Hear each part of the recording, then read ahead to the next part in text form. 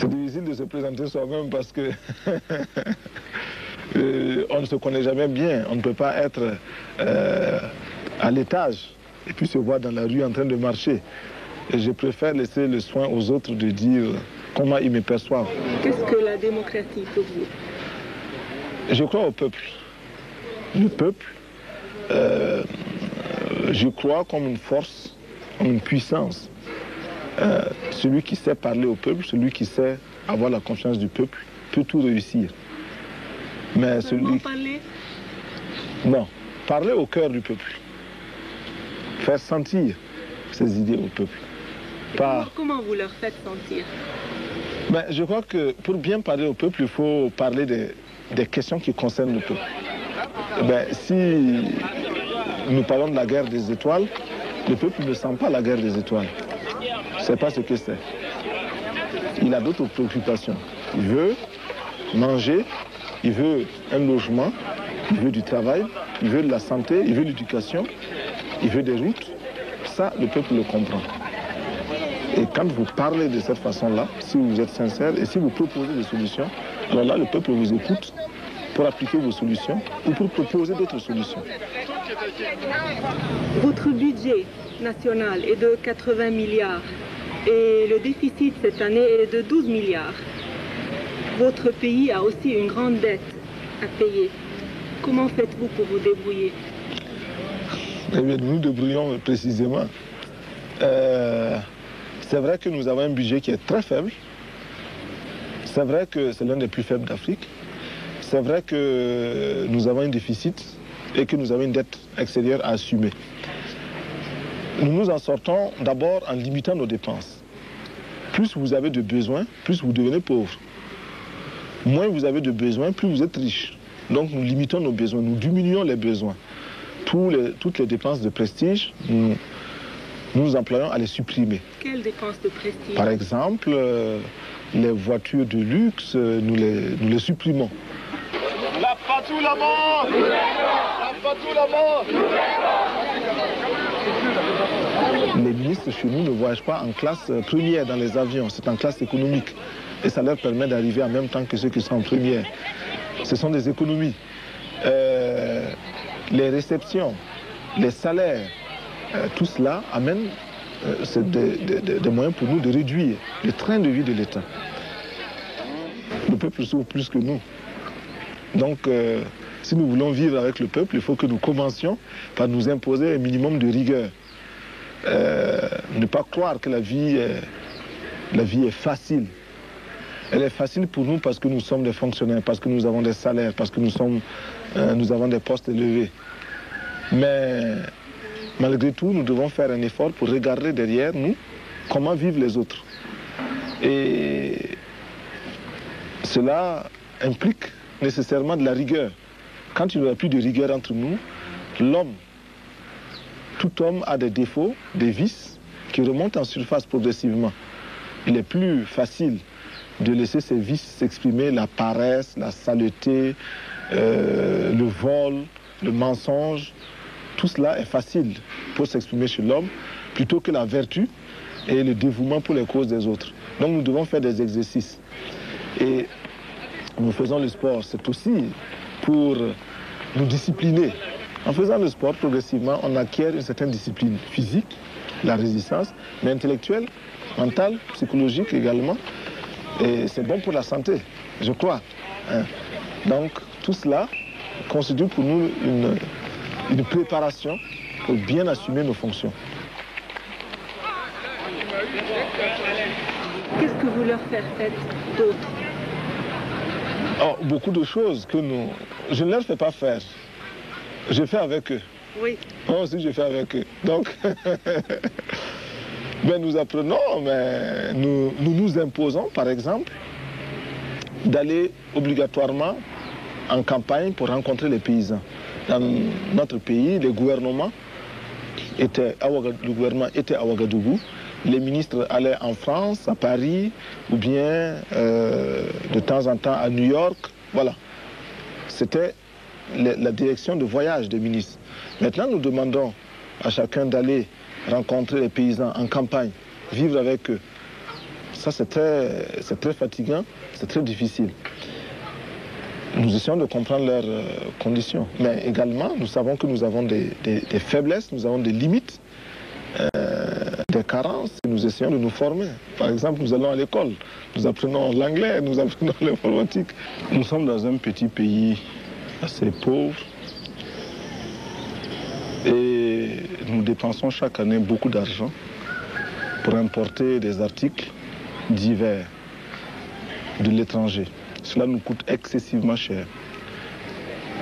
Il nous apparaît comme une contradiction le fait d'importer ces articles qui coûtent très cher et d'entretenir chez nous le chômage. Et c'est pourquoi nous essayons d'organiser le Seferglantier pour les amener à connaître un emploi, un métier qu'ils possèdent bien. Et ainsi, ils produiront des ustensiles, des articles qu'ils pourront vendre et qui pourront leur procurer des revenus substantiels.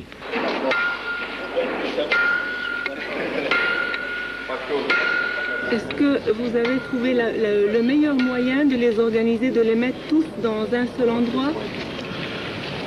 Ce n'est certainement pas le meilleur moyen de les mettre tous dans un seul endroit. Mais pour l'instant, nous avons besoin d'une équipe de démarrage pour faire la démonstration de ce que la coopérative peut donner. Nous allons regrouper quelques-uns. C'est ce que nous faisons actuellement. Et nous allons tirer des leçons, des échecs que nous allons corriger, des succès que nous allons codifier. Et nous pourrons reproduire l'exemple ailleurs. Ainsi donc, entre eux, ils pourront s'associer au niveau des familles pour créer ces mêmes types d'emplois pour eux-mêmes, pour leurs enfants et pour leur entourage. Donc, les regroupements actuels ont pour but de nous permettre de tirer des leçons pour le futur. L'eau est un de nos grands soucis. Il n'y a pas de développement sans eau. Il nous faut de l'eau. Et il faut faire des puits, des forages, des barrages. Nous avons organisé le peuple pour faire beaucoup de barrages, de petits barrages, tout petits. Nous n'avons pas les moyens, donc c'est sur la tête qu'il faut porter les cailloux, marcher sur des longues distances pour aller construire les petits barrages. C'est ce que nous faisons. Pour l'alimentation, nous organisons des paysans qui produisent beaucoup. Mais il ne suffit pas de produire, nous organisons également les Burkinabés pour consommer, pour avoir une alimentation saine, riche, variée. Parce que chez nous, il y a les deux problèmes, la quantité et la qualité. La quantité n'y est pas, nous n'avons pas beaucoup à manger. Il y a des régions dans lesquelles on ne mange qu'une fois par jour. Chez vous, on mange je ne sais pas combien de fois. Plus de 3 fois, si vous ajoutez, vous mangez plus de 3 fois par jour. Ah oui, c'est trop. C'est trop. C'est pourquoi d'ailleurs, les femmes se pèsent pour voir si elles ont pris du poids chez nous, parce qu'elles veulent maigrir chez vous. Hein? Vous étudiez beaucoup pour maigrir, vous achetez des repas spéciaux pour ne pas prendre des calories, etc. Et nous cherchons des repas pour prendre des calories. On n'a pas la même préoccupation, vous voyez. Et la balance, le pèse-personne, n'a pas la même vocation chez vous que chez nous. Nous, on veut du poids et vous voulez perdre du poids. La santé, vous savez que nous avons sur 1000 enfants qui naissent, il y a 180 qui meurent dès la première semaine de maladies diverses. Sur 20 millions d'enfants en Afrique, il y a 4 millions qui meurent. Bon, ça veut dire un cinquième des enfants. Ça veut dire que quand vous avez 5 enfants dans votre famille là-bas, en Suède, il faut tuer un enfant dès la première semaine. Donc, si vous voulez comprendre les statistiques en Afrique, dès que vous arriverez en Suède, dans toutes les maternités, vous faites tuer un cinquième de tous les enfants. Comme ça, vous allez bien sentir la réalité africaine. Vous allez voir le nombre de femmes qui seront en deuil. Vous comprendrez, c'est ça que nous vivons tous les jours. Jusqu'à l'âge de 6 ans, nous perdons à peu près, sur ces 1000 enfants, nous perdons à peu près 300 enfants qui meurent de maladies diverses, tétanos, méningite, rougeole, etc., etc. Des enfants qui meurent. Bon, il reste quoi? Il reste à peine 500 enfants. Sur ces 500 enfants, il y a combien qui vont aller à l'école? Nous avons à peine, 55 enfants qui peuvent aller à l'école sur 500 enfants. Alors vous vous rendez compte, c'est un problème qu'il faut résoudre, un problème très sérieux. Nous avons pu pousser ce chiffre-là à 22%, ce qui fait que sur 500 enfants, il y a quand même 102 enfants qui peuvent aller à l'école, mais il reste toujours 400 enfants qui ne savent pas lire, qui ne savent pas écrire, qui sont comme des aveugles dans la vie. Or, la vie moderne, tout est écrit. Alors, il faut résoudre ce problème également. Nous pensons que le financement extérieur ne doit pas apparaître comme une solution miracle à tous nos problèmes économiques. Oui, il faut les financements extérieurs, mais il faut d'abord commencer par travailler soi-même. Et si on ne travaille pas, des solutions comme celle du FMI apparaissent comme des solutions de facilité. Et dès qu'on a une petite difficulté, on court au FMI. Dès qu'on a une petite difficulté, on court au FMI. Ceci est une mauvaise chose. Deuxième élément très important aussi, c'est que nous avons l'impression que chaque fois qu'on nous pose des conditions, au niveau du FMI par exemple, c'est pour créer d'autres conditions. On nous dit, nous sommes prêts à vous accorder tel financement à condition que vous fassiez telle chose. Nous acceptons ces conditions, nous remplissons ces conditions. On nous amène encore d'autres conditions. On nous amène encore d'autres conditions. Cela devient troublant. Alors, quels sont les pays où le FMI a réussi? Quels sont les exemples où le FMI est parti et cela marche très bien? Nous n'en voyons pas. Vous avez dit non à l'aide alimentaire. Pourquoi? L'aide alimentaire que nous avons reçue, malheureusement, au lieu de nous aider à nous développer, nous a maintenus dans une mentalité d'assister. Chaque jour, on tend la main pour demander à manger. Ça, c'est mauvais. Deuxièmement, l'aide alimentaire fait que les paysans de chez nous qui auraient pu produire ne peuvent plus produire parce que quand ils produisent, ils n'arrivent plus à vendre. C'est les surplus des paysans des autres pays qu'on nous amène ici. Nous, nous demandons autre chose. Celui qui veut nous aider vraiment peut nous donner des charrues ou des tracteurs, des engrais, des insecticides, des tuyaux, des arrosoirs, des barrages, des forages. Voilà, ça c'est de l'aide alimentaire. Mais celui qui nous amène les sacs de blé, de mil, de maïs ou du lait, celui-là ne nous aide pas. Il nous gave comme on gave les oies. Pour pouvoir vendre l'oie, pour qu'elle soit lourde, présenter qu'on puisse la vendre. Ça, c'est pas nous qui cherchent, c'est leur argent qu'ils cherchent. Ce n'est pas l'aide, ça. Vous avez 600 organisations non gouvernementales qui travaillent ici. Comment faites-vous pour les organiser? Oui, il y a beaucoup d'organisations non gouvernementales au Burkina Faso à cause de la misère du peuple. Mais est-ce que ces organisations ont été efficaces? Elles n'ont pas toujours été efficaces. Je ne dis pas qu'elles ont toutes échoué. Il y en a qui sont sérieuses. Mais il y a beaucoup qui ne sont pas du tout sérieuses, qui viennent ici simplement pour offrir des vacances à quelques jeunes gens européens qui sont fatigués de l'hiver ou qui sont fatigués de la vie grisâtre de l'Europe et qui recherchent un coin plus ou moins exotique. Et puis, il y a derrière cela des lobbies qui s'organisent pour avoir beaucoup d'argent.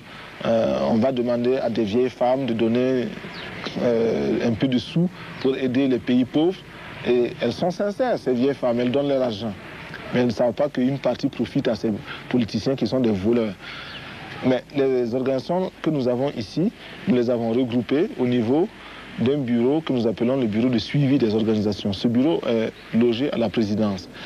Parce que nous avons constaté que les organisations non gouvernementales arrivaient avec leur argent et étaient exploitées par les dirigeants nationaux, lesquels dirigeants les obligeaient à investir dans tel ou tel village en fonction des électeurs qu'ils ont là-bas.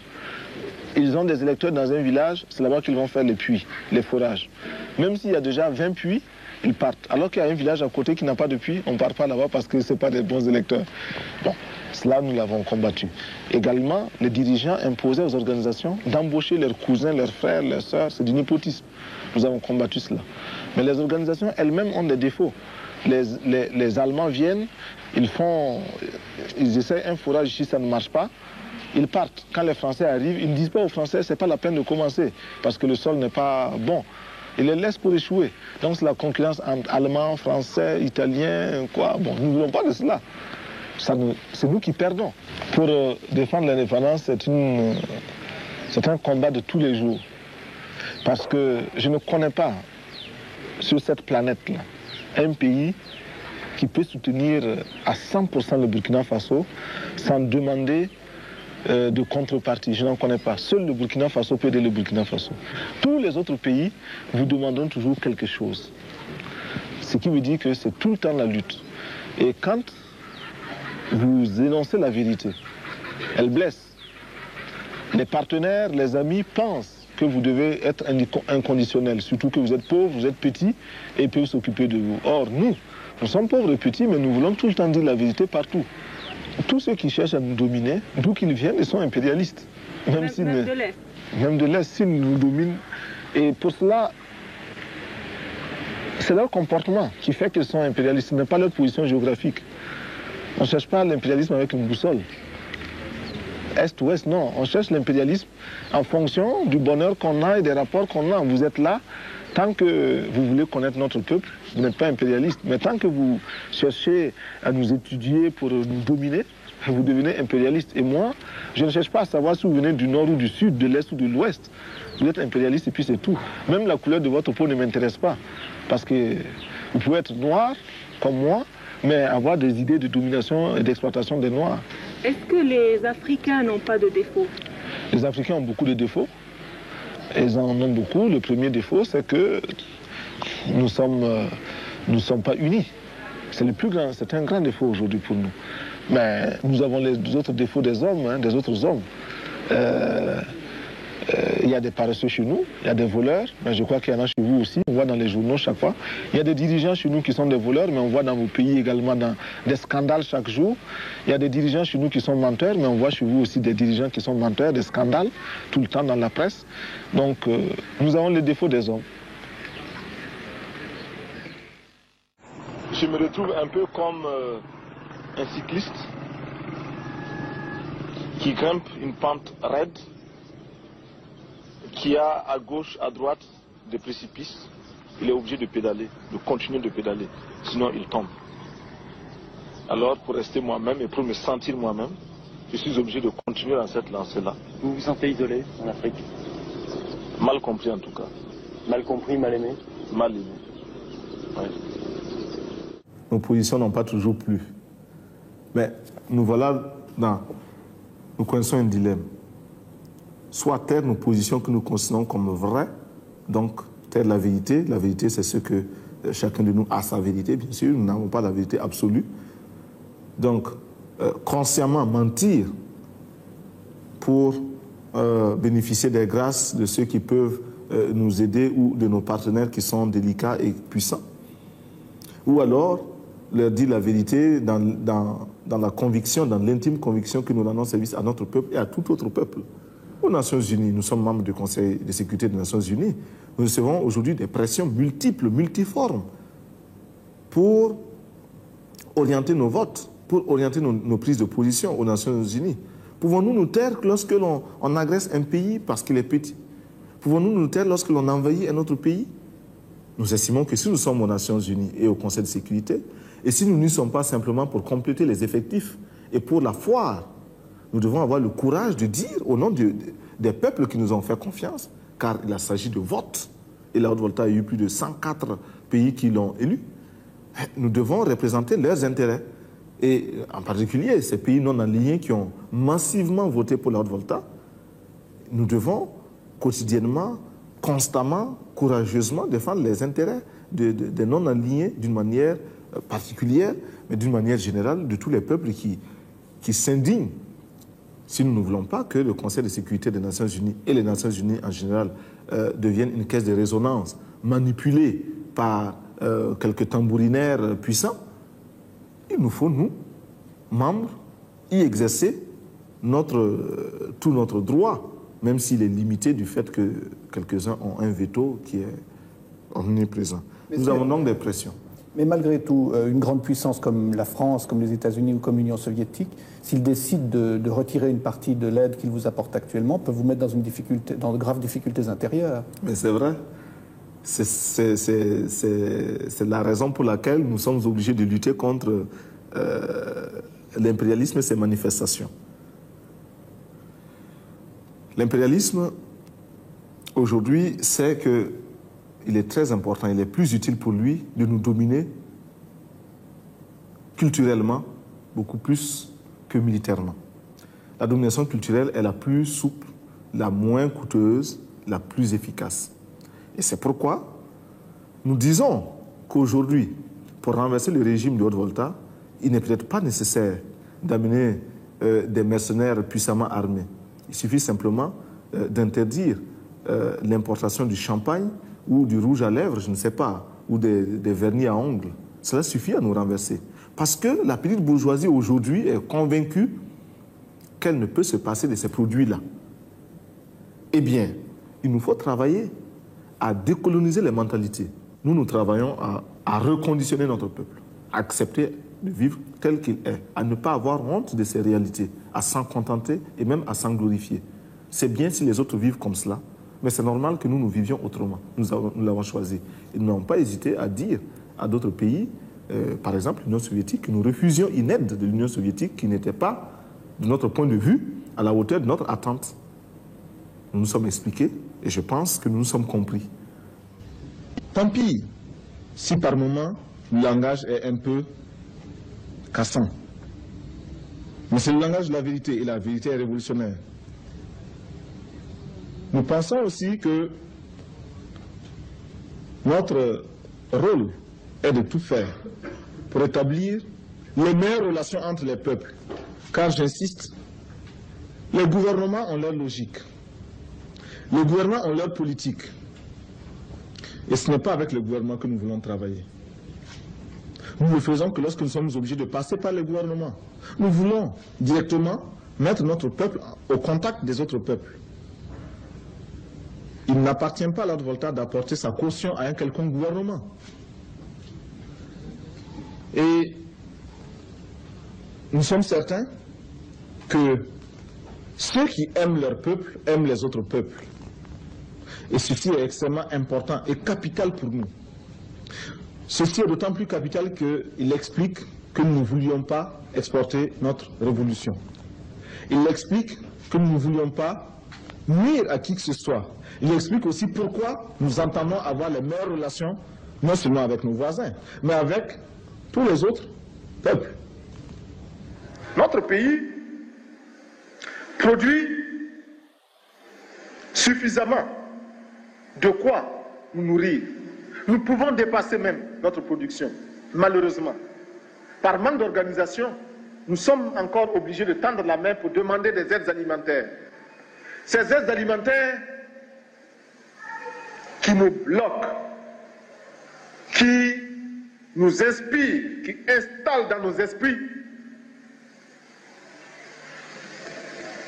cette habitude, ces réflexes de mendiants, d'assister.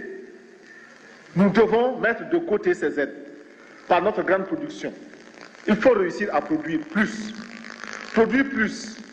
Produire plus parce que il est normal que celui qui vous donne à manger vous dicte également ses volontés.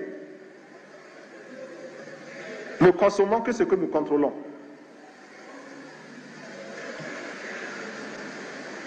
Il y en a qui demandent mais où se trouve l'impérialisme? L'impérialisme, regardez dans vos assiettes, quand vous mangez les grains de riz, de maïs, de mil importés, c'est ça l'impérialisme, n'allez pas plus loin. N'allons pas plus loin. Qui ici ne souhaite pas que la dette soit purement et simplement effacée? Celui qui ne le souhaite pas, il peut sortir, prendre son avion et aller tout de suite à la Banque mondiale payer. Tous nous souhaitons adopter la nécessité de dire clairement que nous ne pouvons pas payer la dette. Non pas dans un esprit belliqueux, belliciste. Ceci pour éviter que nous n'allions individuellement nous faire assassiner. Si le Burkina Faso tout seul refuse de payer la dette, je ne serai pas là à la prochaine conférence. Par contre, avec le soutien de tous, dont j'ai besoin, et quand nous disons que la dette ne saurait être payée, ce n'est point que nous sommes contre la morale, la dignité, le respect de la parole. Parce que nous estimons que nous n'avons pas la même morale que les autres. Entre le riche et le pauvre, il n'y a pas la même morale. La Bible, le Coran, ne peut pas servir de la même manière celui qui exploite le peuple et celui qui est exploité. Il faudrait alors qu'il y ait 2 éditions de la Bible et 2 éditions du Coran. Il y a un camarade là, où est le camarade délégué? Oui, sortez là. Bon, voilà, vous êtes là avec la publicité Levi's. Faites la publicité de Levi's.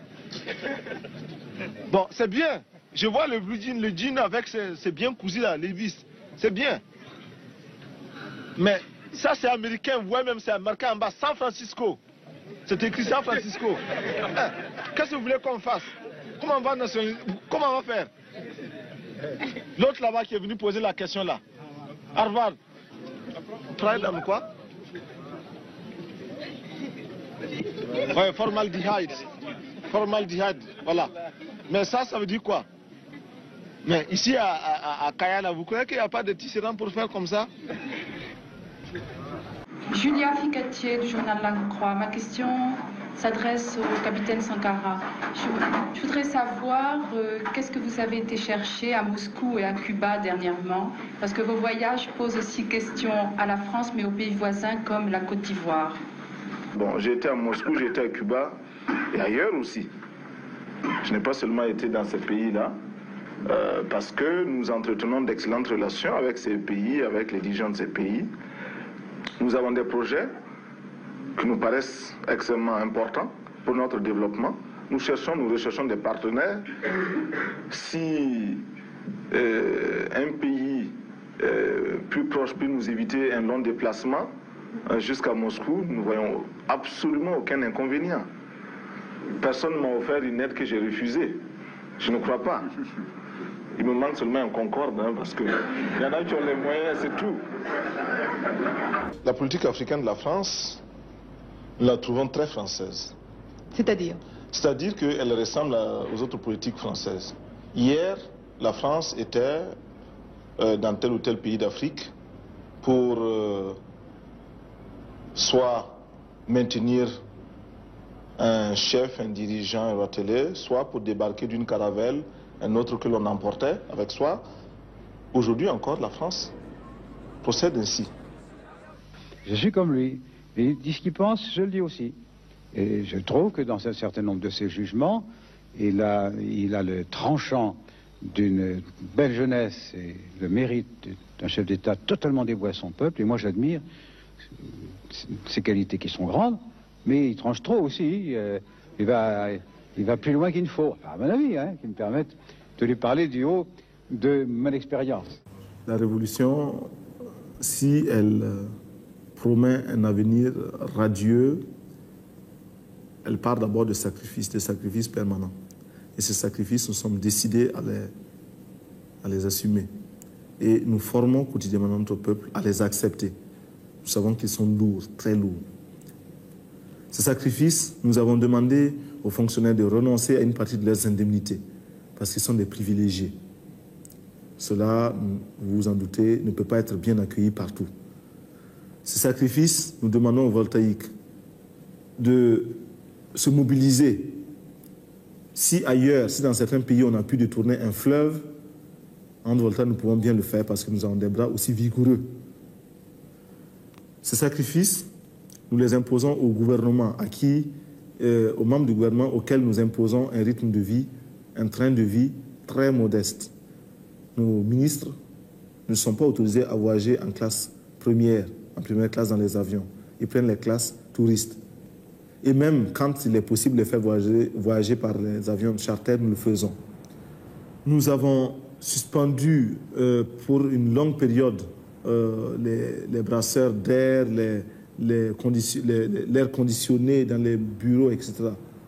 Nous avons supprimé les indemnités des ministres, du président, etc. Nous les avons tous ramenés à leur salaire d'instituteurs quand ils étaient instituteurs, de professeurs, de médecins ou de capitaines, dépouillés de toutes autres indemnités. Camarades, il faut enterrer tous les ennemis du peuple. Il faut enterrer tous les défauts qui qui empêche le peuple de se libérer, qui empêche le peuple de construire son bonheur. Si depuis 20 ans, chaque week-end, les femmes puisaient de l'eau comme elles le font, il y a longtemps que nous aurions rempli 20 barrages à Pau. Le pays n'est pas pauvre. Au contraire, il y a des ressources.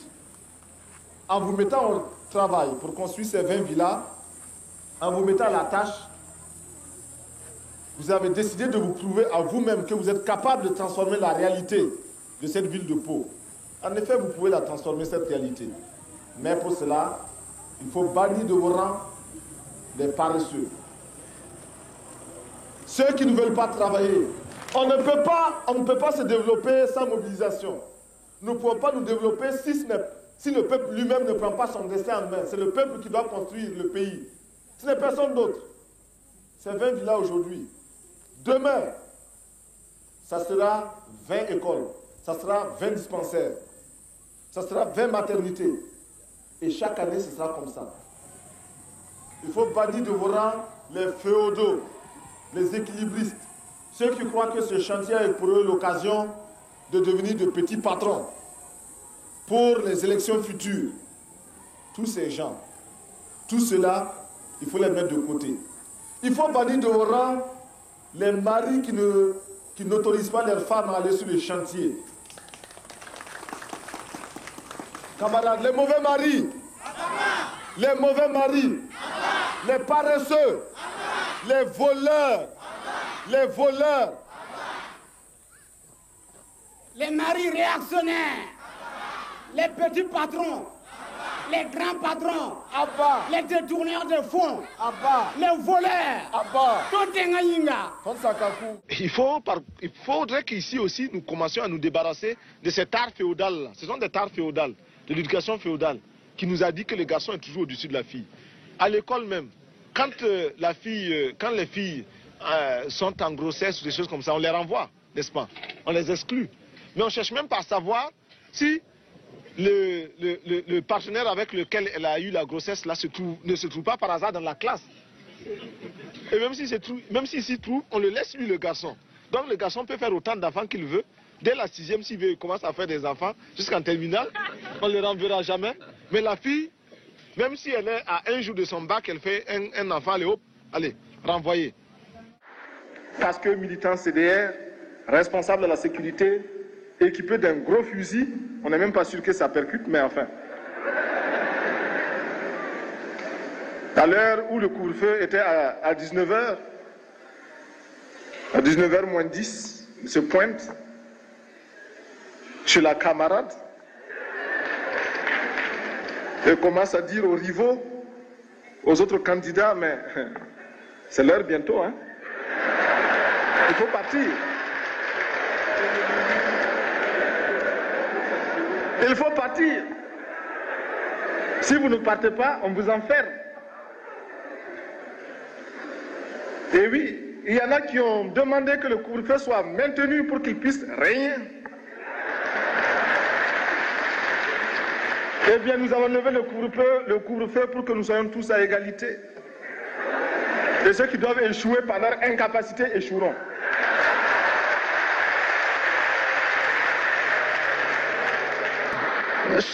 Chers frères, avec le soutien de tous, nous pourrons faire la paix chez nous. Nous pourrons également utiliser ces immenses potentialités pour développer l'Afrique, parce que notre sous-sol sont riches.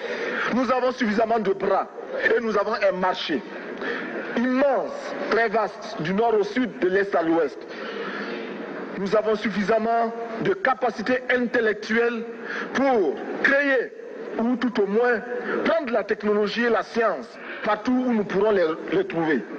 Monsieur le Président, faisons en sorte que nous mettions au point ce front uni d'Addis Abeba contre la dette.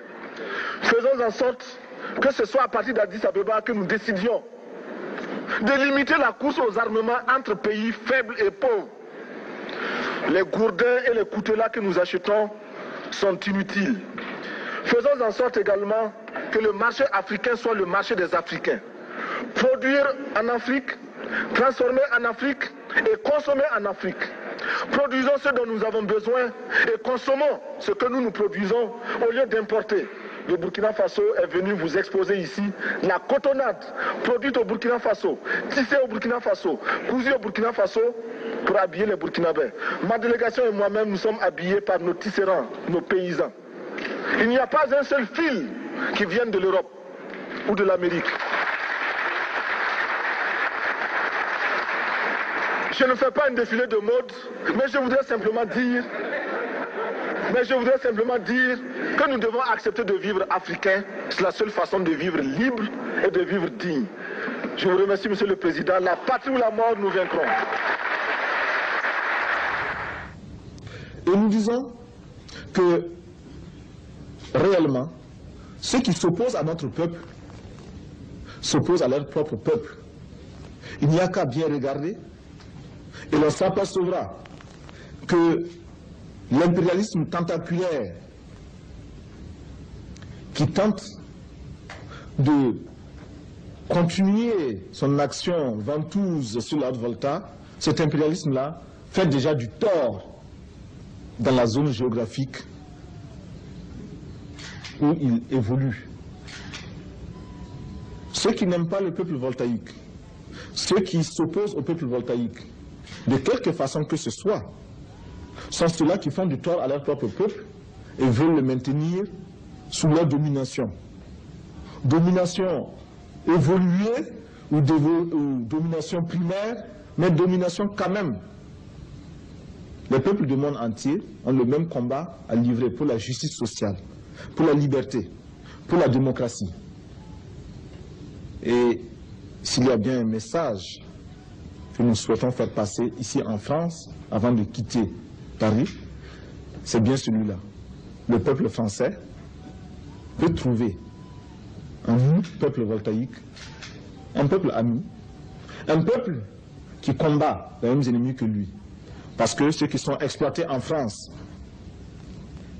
sont les mêmes qui sont exploités en Volta. Et ceux qui souhaitent se libérer de toutes les formes de domination en Volta existent également en France.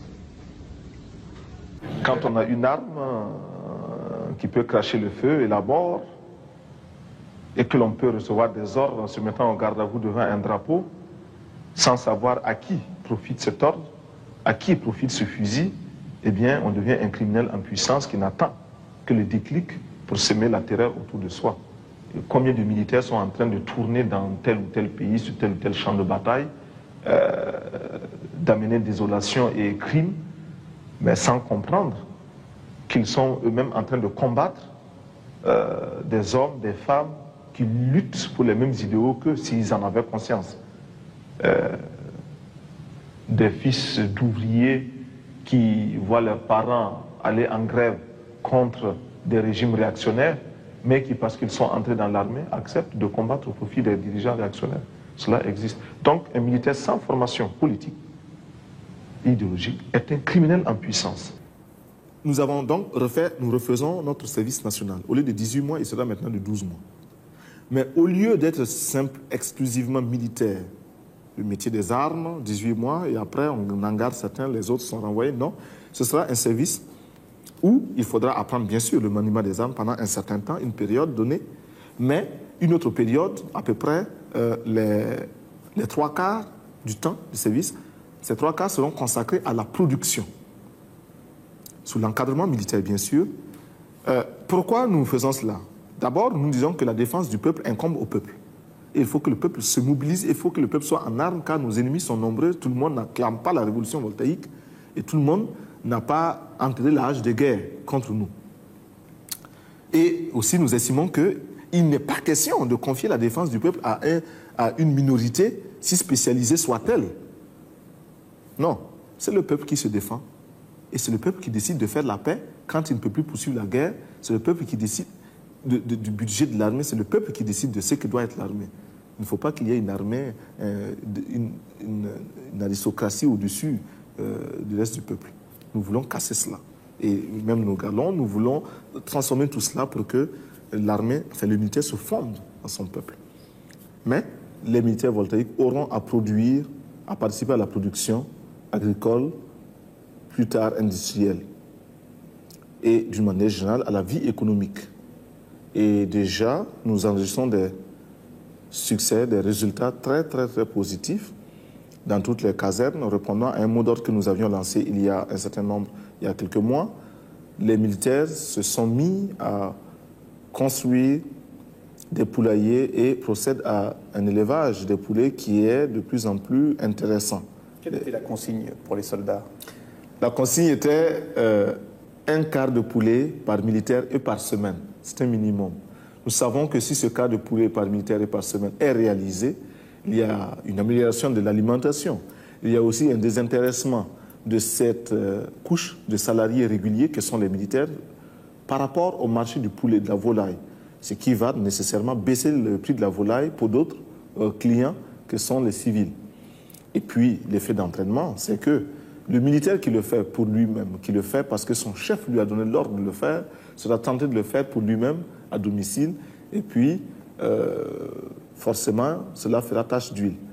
Bon, du reste, déjà, certains militaires ont estimé que ce mot d'ordre, un quart de poulet par militaire et par semaine, n'est pas suffisant, et ils font un demi-poulet, et il y en a même qui prétendent qu'ils feront un poulet par militaire et par semaine. Nous ne demandons que cela, parce que la révolution, c'est aussi vivre dans l'opulence, c'est vivre dans le bonheur, mais le bonheur et l'opulence pour tous, non pas pour quelques-uns.